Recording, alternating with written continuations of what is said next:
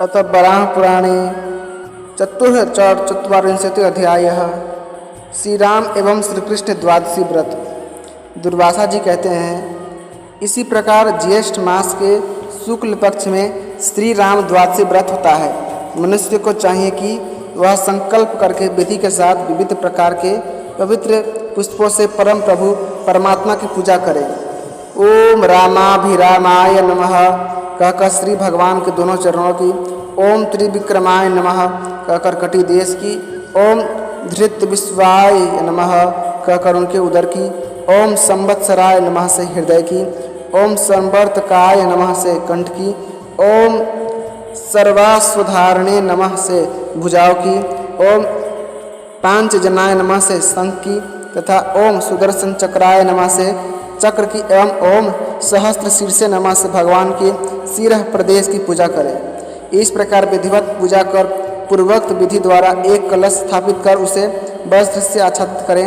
फिर उस कलश पर भगवान राम एवं लक्ष्मण की सुवर्णमय प्रतिमा रखकर विधि पूर्वक पूजन करें और पुत्र की इच्छा वाला व्रती प्रातःकाल उन प्रतिमाओं को ब्राह्मणों को दे दें।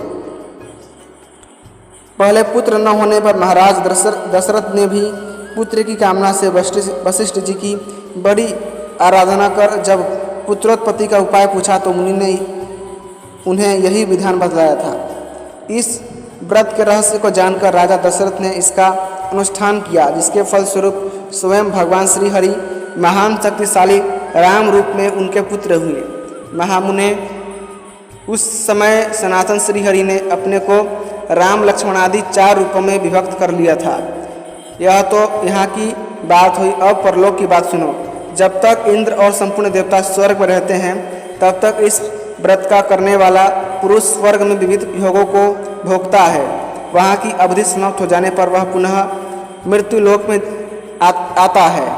वहाँ आने पर वह 100 यज्ञ करने वाला राजा होता है। जो इस व्रत को निष्काम भाव से करता है उस पुरुष के समस्त पाप समाप्त हो जाते हैं।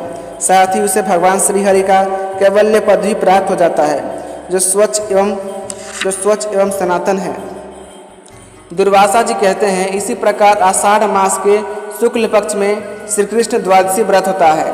व्रती को चाहिए कि संकल्प करके विधि के साथ ओम चक्रपाणिये नमः, ओम भूपतये नमः, ओम पांचजनाय नमः, ओम सुदर्शनाय नमः, ओम पुरुषाय नमः कहकर श्री कृष्ण रूपधारी भगवान श्री हरि के क्रमशः पूजा कंठ, शंख, चक्र एवं सिर का पूजन करें।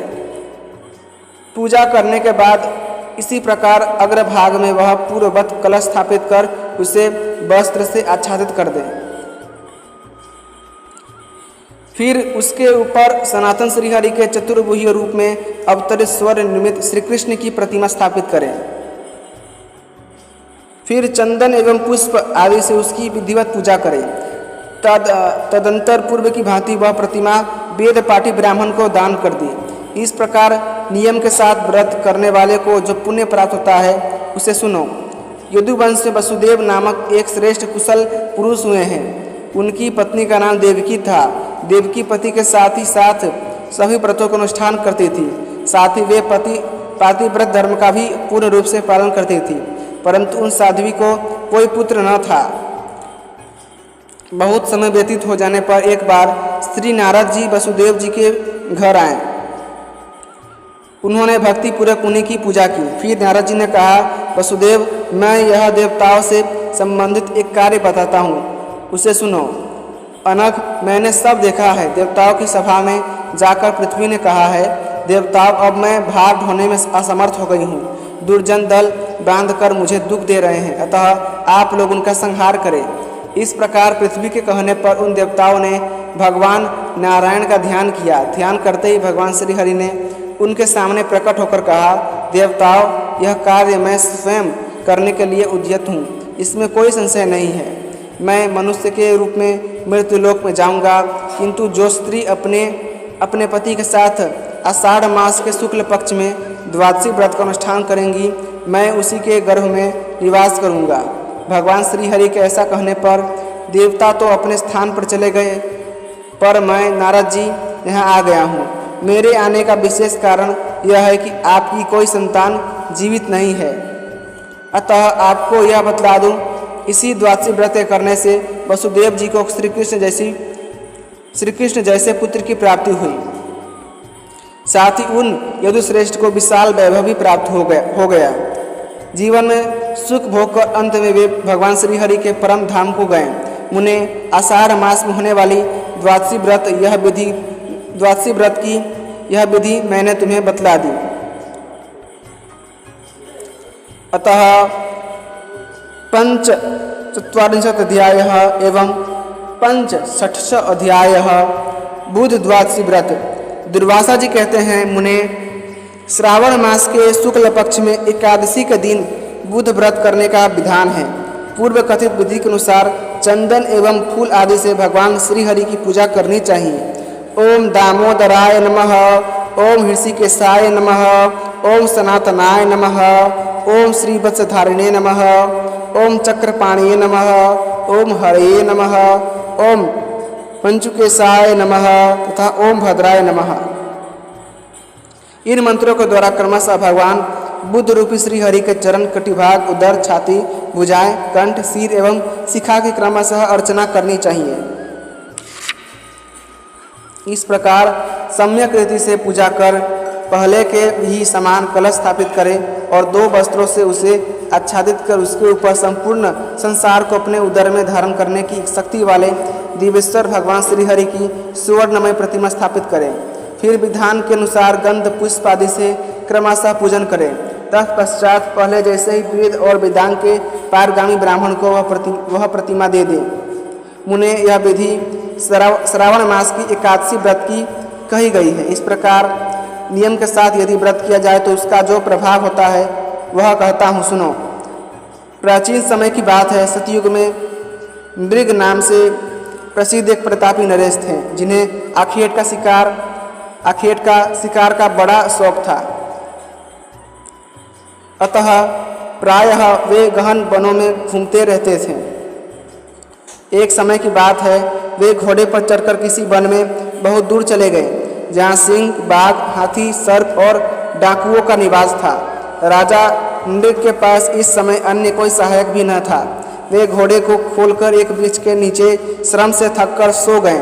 इतने में ही रात हो गई और 14,000 व्याधों का एक दल मृगों को मारने के विचार से वहां आ गया।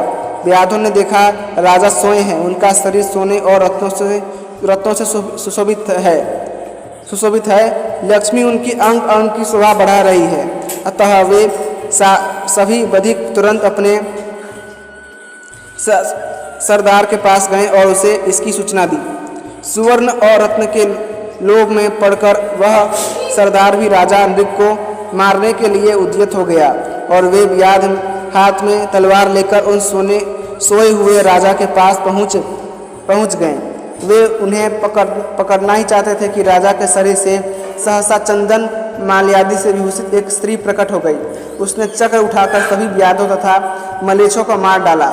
उनका वध कर वह देवी उसी क्षण पुनः राजा मृग के शरीर में समा गई। इतने में राजा भी जग गए और देखा कि मलेच्छ नष्ट हो गए हैं और देवी शरीर में प्रविष्ट हो रही है। अब राजा घोड़े पर सवार होकर वामदेव जी के आश्रम पर गए और उन्होंने भक्तिपूर्वक उनसे पूछा, भगवान वह स्त्री कौन थी तथा वे मरे हुए व्याध कौन थे? आप मुझ पर प्रसन्न होकर इस आश्चर्यजनक घटना का रहस्य बताने की कृपा कीजिए। वामदेव जी बोले, राजन, इसके पूर्व जन्म में शूद्र जाति में तुम्हारा जन्म हुआ था। उस समय ब्राह्मणों के मुख से तुमने श्रावण मास के शुक्ल पक्ष की द्वादशी व्रत के अनुष्ठान की बात सुनी और राजन, बड़ी श्रद्धा के साथ विधि पूर्वक तुमने उस दिन उपवास भी किया। हे अनग, उसी का परिणाम है कि इस समय तुम्हें राज्य उपलब्ध हुआ है। वही द्वादशी देवी संपूर्ण आपत्तियों में साकार होकर तुम्हारी रक्षा करती है।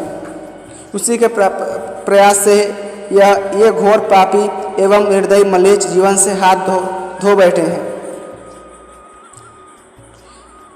राजन, श्रावण मास की यह द्वादशी ही तुम्हारी रक्षिका है। इसमें इतनी अपार शक्ति है कि सहसा प्राप्त विपत्ति काल में भी तुम्हारी रक्षा हो जाती है और इसकी कृपा से तुम्हें राज्य भी सुलभ हो गया है।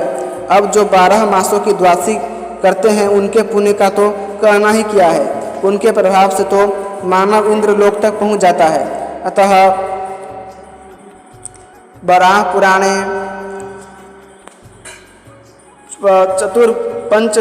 चतुर्थो अध्यायः एवं चतुर्थो अध्यायः संपूर्णम। इसी के साथ वराह पुराण का 45वां 46वां अध्याय समाप्त हुआ। यदि आपको ये कथाएँ पसंद आती है तो कृपया करके इस वीडियो को लाइक करें, चैनल को सब्सक्राइब करें एवं अपने दोस्तों के साथ जरूर शेयर कीजिएगा। जय श्रीमन नारायण।